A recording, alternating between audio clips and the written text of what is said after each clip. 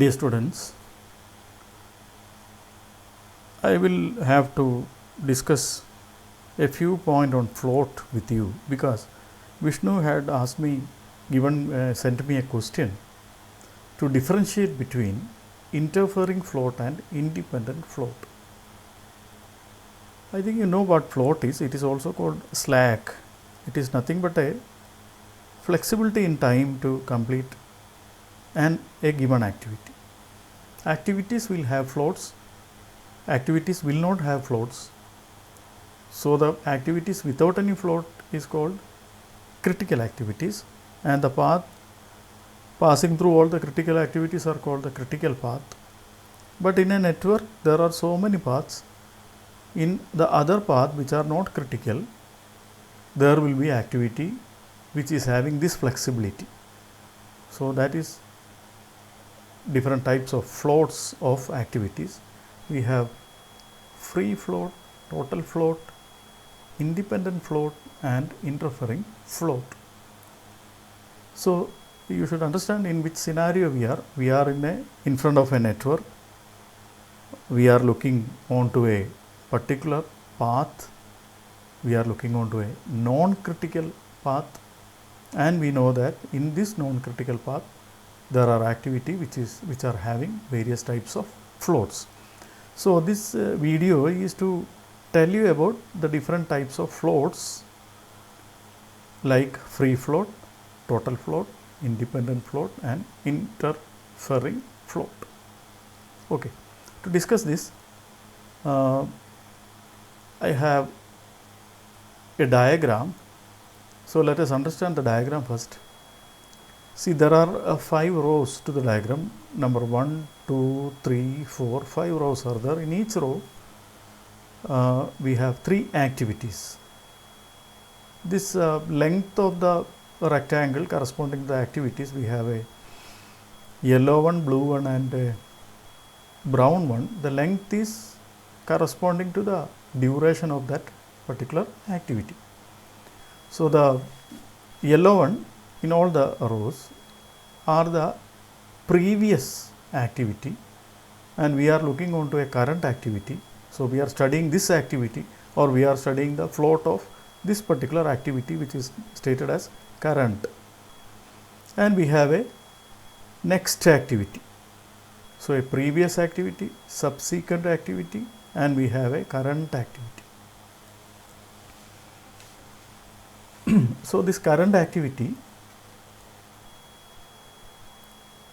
is being studied by us with respect to the floats. Now,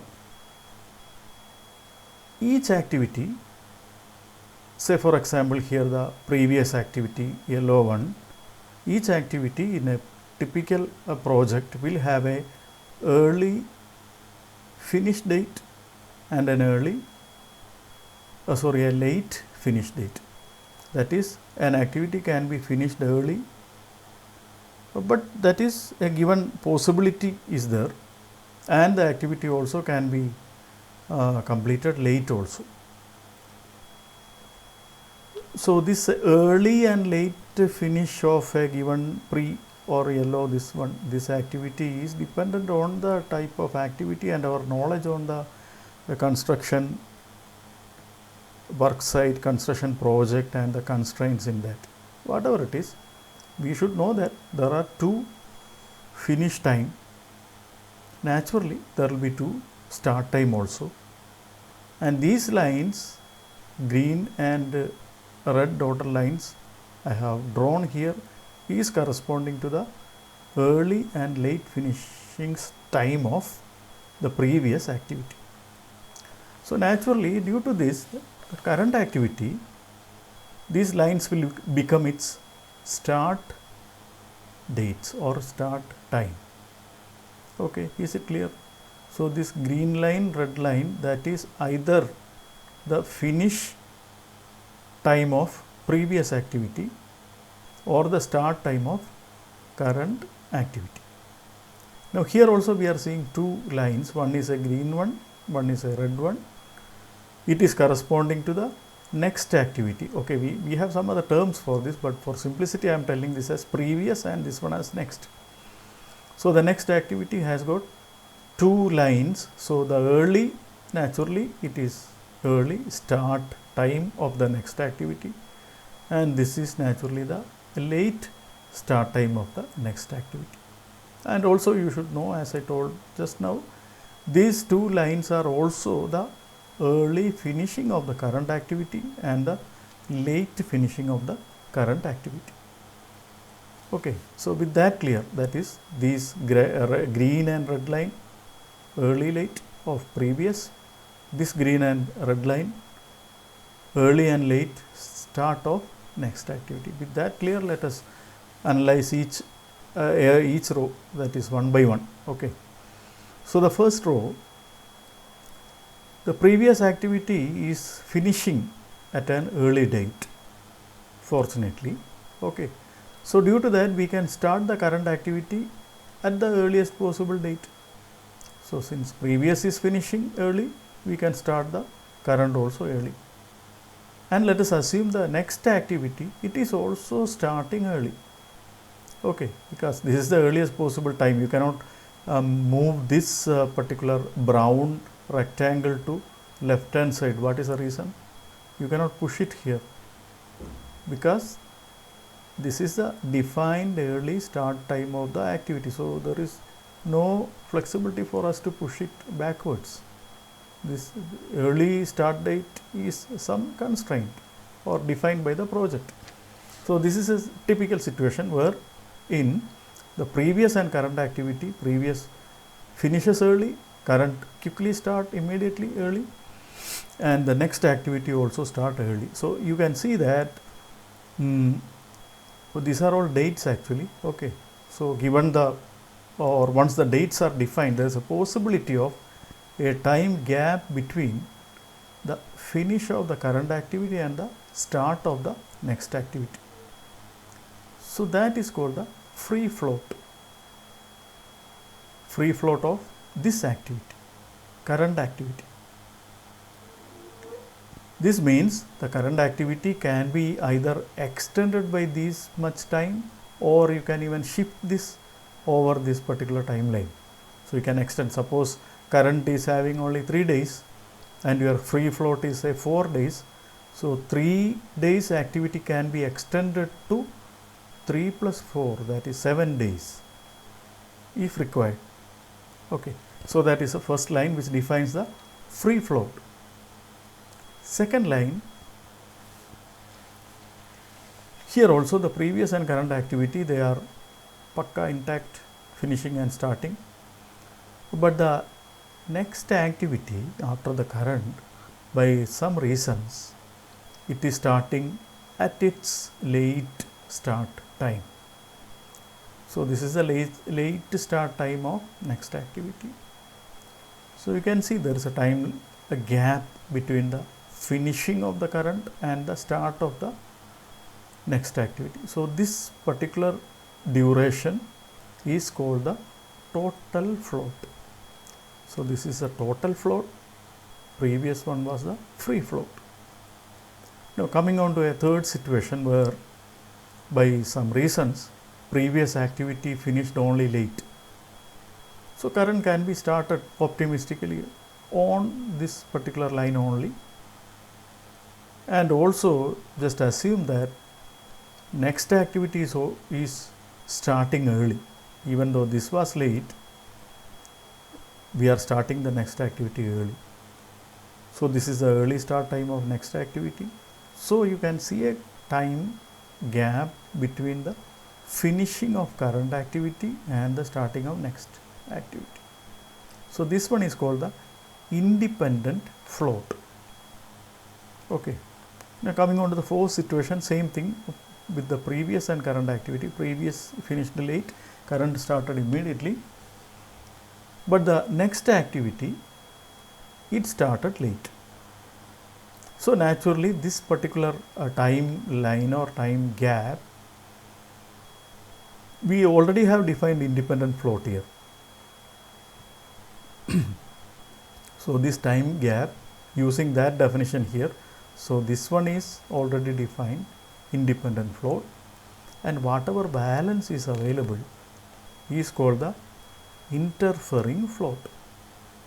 So that is the answer to this particular question Vishnu asked me. So what is the difference between interfering and independent float? Independent float, as you can see in the third line, that is the time gap between the late finish of current, isn't it? This line is what? This is current's finish, but current started late. So this line is late finish of current, and this line is early start of next. So that time gap is called the independent float. What is interfering float? Interfering float is the time gap between the early and late start of a particular successor activity or next activity. Okay. Now coming on to the fifth line, where fifth row, in the fifth row we can see the previous or the preceding activity, it finished late. Okay. And the possibility of starting the next activity is also late actually. It can only start late. So given this as a condition, the current activity can be placed anywhere, or current activity can start from this location or this time location, here, whatever. So the maximum it can go, it can push maximum is to the right hand side. So the current activity is now finishing late. Next activity starting late means current activity is finishing late. So this time gap is called the free flow to the left. This was free flow to the late. This was free flow to the early.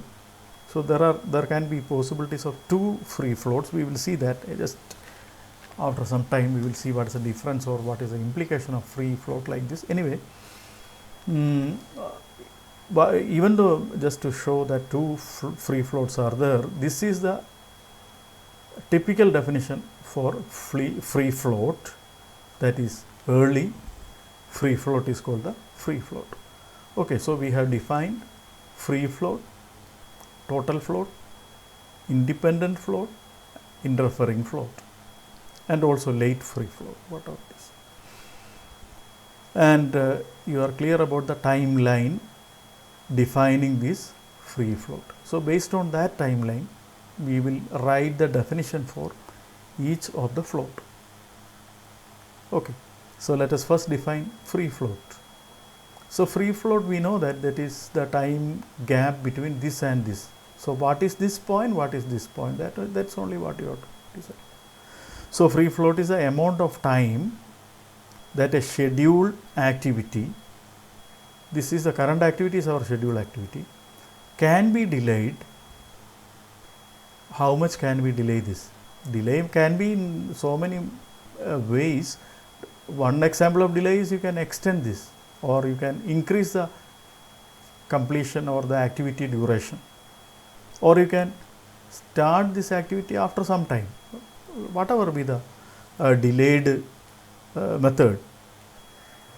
So the amount of time that a current activity, you read it as current or scheduled activity, can be delayed without delaying the early start date of any successor. Successor is the next.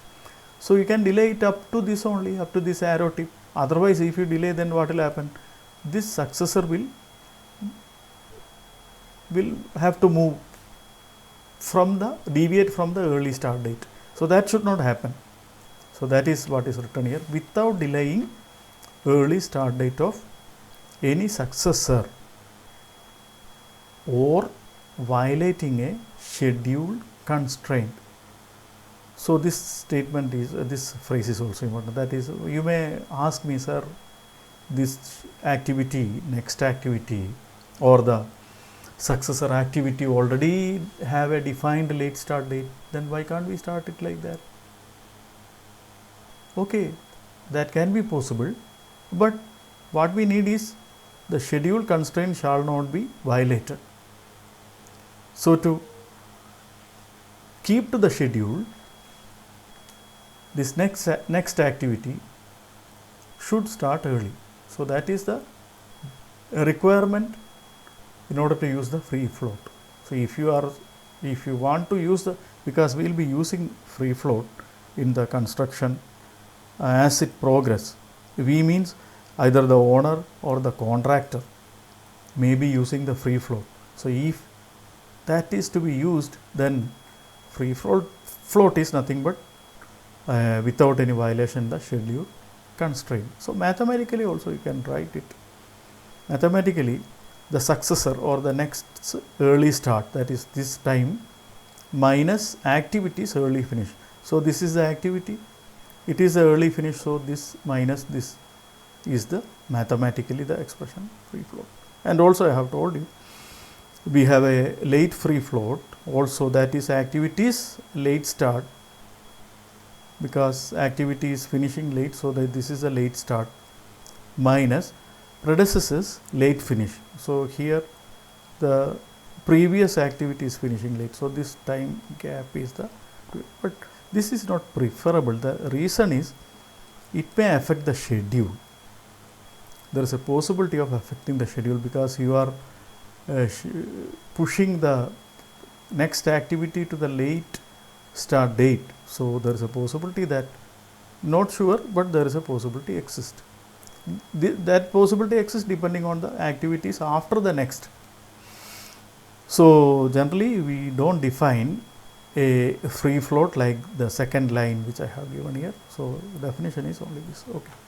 So, that is free float. Now, let us come to the total float. So, total float, you can see this is the time difference. So, with that you can write the definition. It is the amount of time that a scheduled activity can be delayed or extended from its early start date without delaying the project finish date or violating a schedule constraint. So, here the thing is that we are pushing it, the next activity to the late start date. That pushing is not possible with every next activity. That is possible with some of the activities in the network. So, that is to be very careful, you have to be very careful. Suppose if this activity is pushed to the late start date and that is affecting the project finish date or violating the schedule constraint, you cannot do this, or you can do, or you can avail, or you can make use of total float if and only if you can push the next activity to a late start date, that is, now I have pushed it from here to here. So, you can push it from here to here if and only if project finish date or schedule is not violated. So, before pushing you have to see that what about the successor activities of the next activity which we are talking about. So, if that is possible, you can define total float, you can make use of that. So, mathematically, the total float mathematically, the late finish minus early finish, this expression is made with respect to the current activity. Okay. So, current activity, its late finish, this line, minus current activity is early finish, because current activity will start early from this point. So, this is the late finish, sorry, this is the early finish, and current activity can finish on this location also if required. So, this is the late finish of current activity. So, that is why late finish minus early finish, late finish of current minus early finish of current is given by total float. Okay. Now, the next one,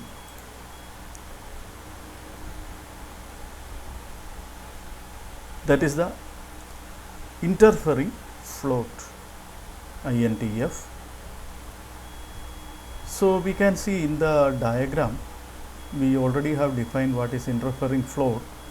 In fact, very simply it can be defined as a difference between late start of the next activity minus early start of the next activity. So, that is what is written here, the amount of time that a scheduled activity can be delayed. So, if you change the next activity to a late start, then we can delay this current activity up to this, so that it is finishing here. So, that is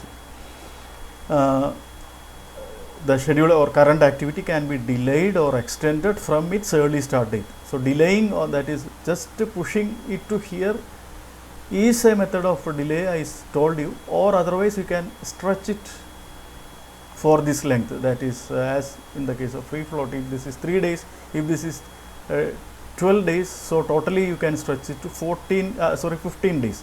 So, that is how this one delay is done generally, two possibilities. Okay, so delaying a project okay, without delaying the project finish date. So, when you do this, that is when you push the next activity to the late start, the activities after this next, there will be so many activities in the path. So, that should not affect, so that the project finish date is not delayed. And also, you see, why the term interfering means, you see, this is the domain of early and late start of the next activity. So, if we are pushing this activity into this zone, this particular zone, it is nothing but an interference. That is, you pushed it here up to this distance, you pushed it, or up to this date you pushed it, but by some reason you need to do it early, next activity early. So, this presence of its activity, that is a current activity's presence here, is going to interfere with the activity of the next. That is why this is termed as interfering.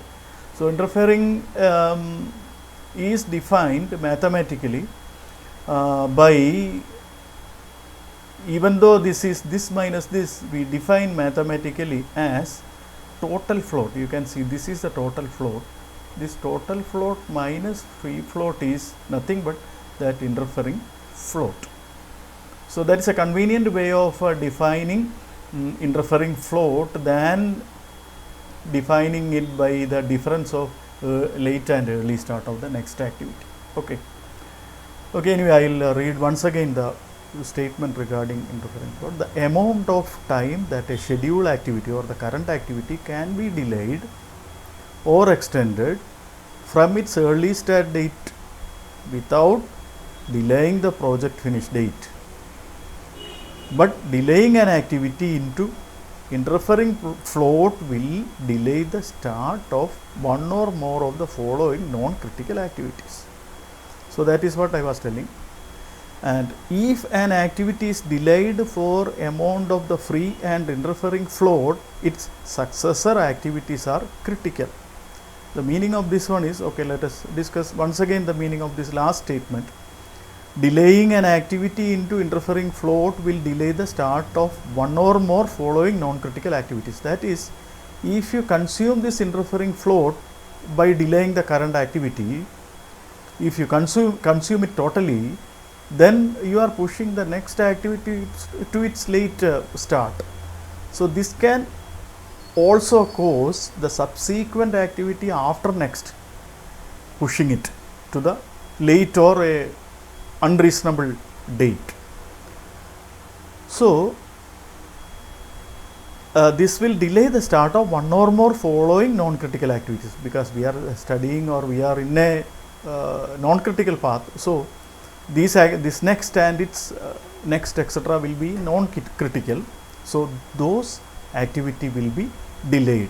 A delay in the start will occur if you consume this interfering float by shifting or pulling it to this location. So, that is the meaning of this particular statement. And also, if an activity is delayed for the amount of free and interfering float, because this current activity can be delayed by adding this quantity, that is the independent float plus interfering float. So, this current activity can be delayed by this total value. If you do that, the successor activity becomes critical. That is, see, this available time between the early and late start of the next activity totally vanishes. So due to that, this activity becomes critical. And also there is a possibility that activities after this next also may become critical by consuming this particular time duration. Okay, so that is the meaning of interfering float. The term I have already explained. This activity is interfering into this activity zone. That is why it is called interfering float. Okay, and it is mathematically total float, that is this one, minus the free float, is called interfering float. Okay, now independent float we have already defined, this difference minus this difference or this minus this. That is the maximum amount of time an activity can be delayed without delaying the early start of the succeeding activities and without being affected by the allowable delay of any predecessor activity. So this particular quantity of time is such that it can be the activity, current activity can be delayed without delaying the early start of the succeeding activity. So if you consume this time, the next activity can be even started early. So that is possible. That is the meaning of this. Of course, understanding these statements, it takes some time. So that's why I am repeatedly explaining this.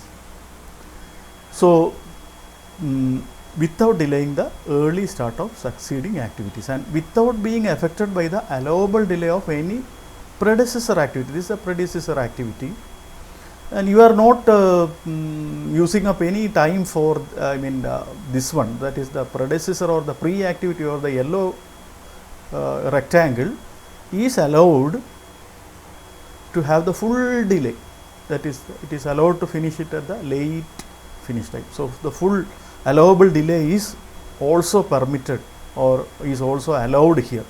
See, permitting, allowing, etc. means in a particular project site we are seeking the possibilities of extending or delaying each and every activity. That is what we need, because in case of any contingencies we are supposed to have the time for that.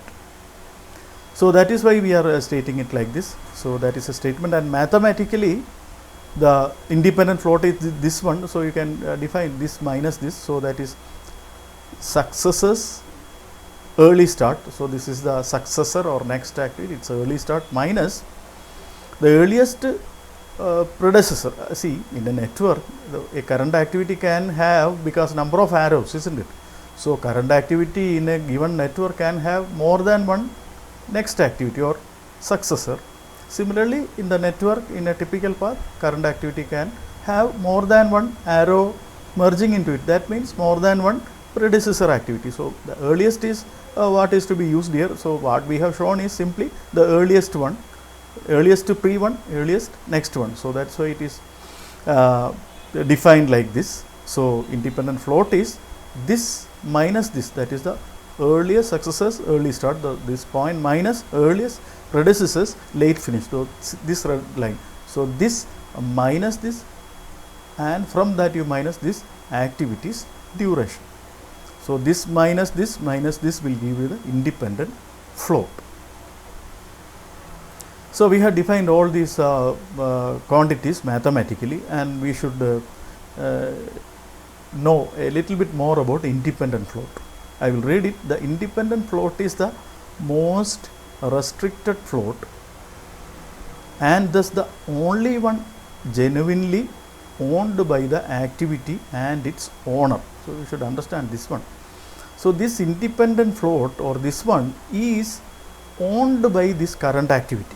So that is the property, or that is ownership of the current activity.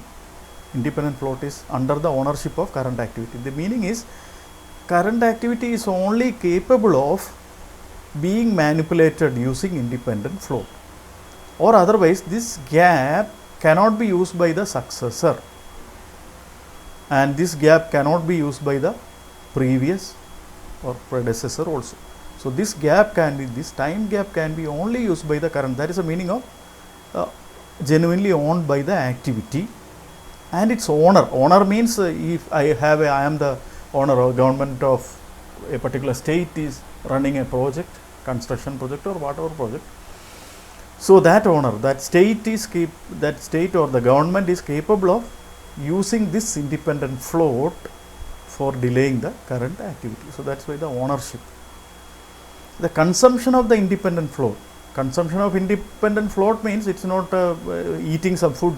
It is nothing but shifting the current activity to this line or elongating this activity. That is mean by consumption. If this is 4 days, you consume this 4 days for this activity. That is the meaning of consumption. That is, if this activity's duration is 6 days and you have 4 days here, so you can finish this by consuming this 4 days. So 6 plus 4, 10. So that is the meaning of consumption. So consumption of the independent float by whom? It will be only by this current activity. That is the meaning of the previous statement. So consumption of the independent float by the current activity does not affect the surrounding activities date in any possible way. That is, if you use up this quantity, this activity and next activity, those are not going to get affected. So that is why independent float is a very useful time duration available for a current activity, and this can be used by the project manager for manipulating or for arranging for any contingencies with the current activity. So that is independent float. Now free float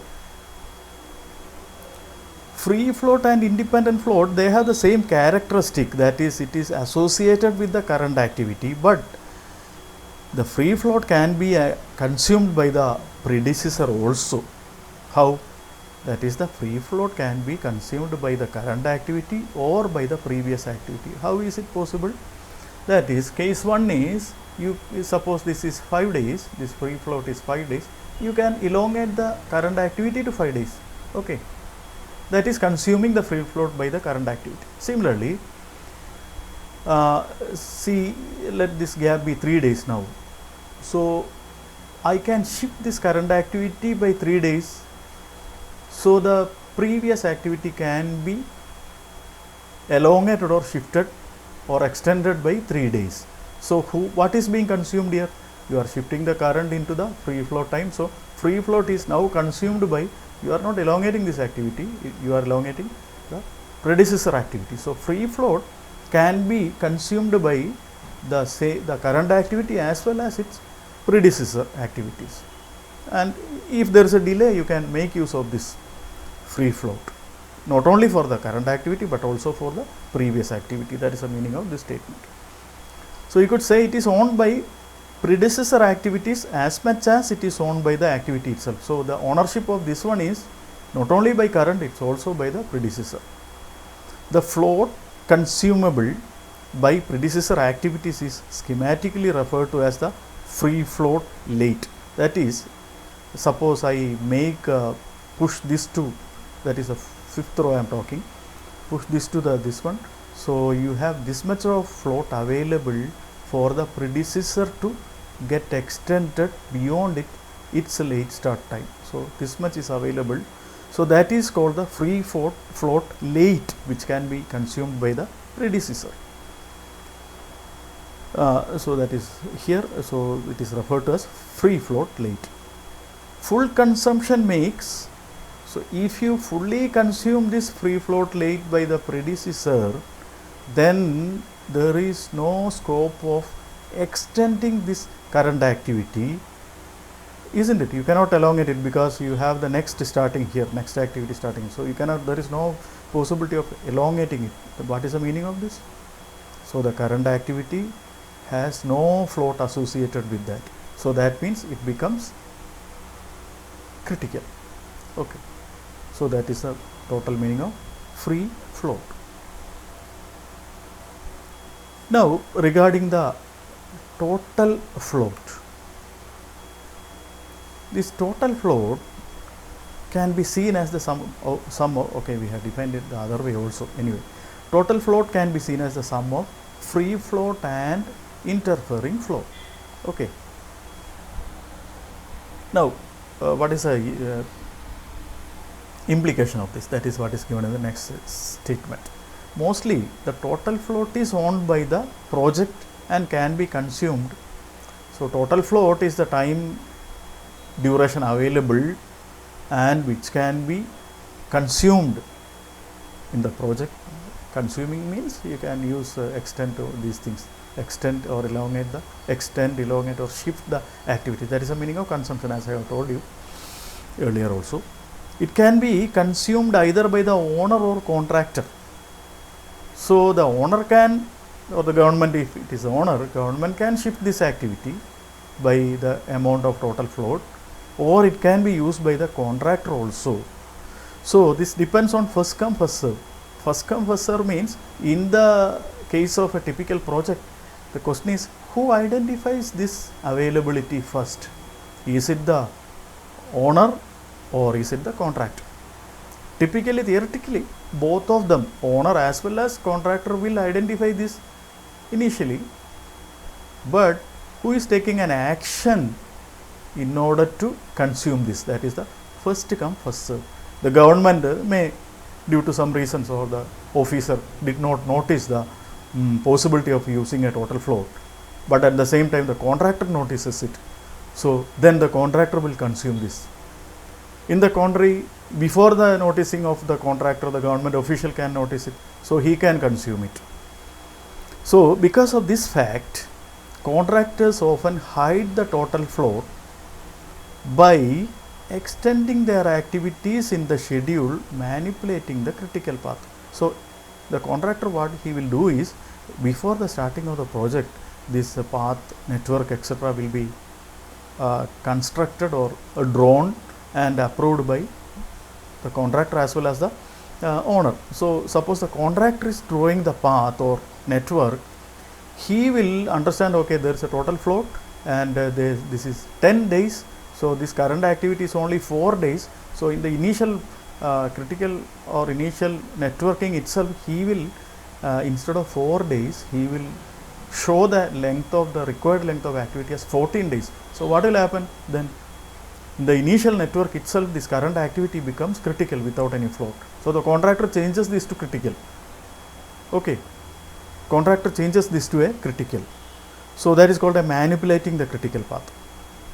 So, if he changes this to critical, he has two advantages. One is he need less resource for doing this activity. Suppose this may be a very tough activity, maybe some rare activity in the project, maybe breaking of a hard rock.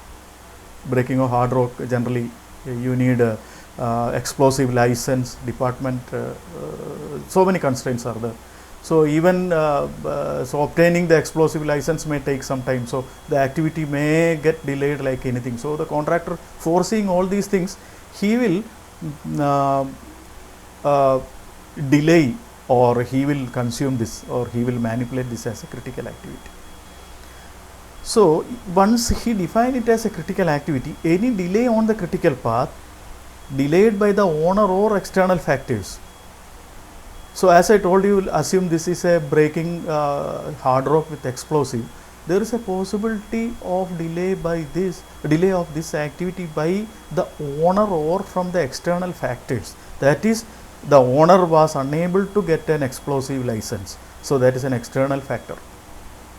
Or the owner got a delay, or owner made a delay in obtaining the hard rock quarrying from the panchayat. So, these delays can be by the owner or external factor. Anyway, at the same time, contractor has made it a critical activity. So, he already have consumed all those possible scope of delay in his network, and he made this critical by hiding all these facts, and this obtaining permission got delayed. So, the contractor can keep the responsibility of this critical current activity in the head of the owner. So, he get an entitlement by hiding the fact, he get an entitlement. So, this is really management actually. So, by hiding the fact, he get an entitlement for EOT, that is extension of time from the owner. So once he get an extension of time from the owner by saying that, sir, you have delayed my quarrying work or the excavation work or hard rock excavation work, you have delayed it because you didn't get the explosive license, because you didn't get the permission from the panchayat. So he got the time extension, contractor got the time extension, and he can add this as a strategic benefit, that is he can claim for additional amount due to the delay and all. So that is the funny play, or that is a very critical management play by a contractor who knows exactly about the networking, total float, etc. So if the contractor is having a very good construction project manager who is a civil engineer, and the civil engineer knows the construction project management very well, so the engineer can provide higher profit to the contractor. Anyway, we should be doing some justification to our job, so we are simply not doing any, or we are not making any unjustifiable method. We are just using a method available in the management. So that is a peculiarity of total flow. So this is what I just wanted to discuss with you regarding the float. Okay, so thank you very much. Please go through this video again and again, and what I request you that you make notes by watching this video and pausing it from time to time. Okay, thank you once again.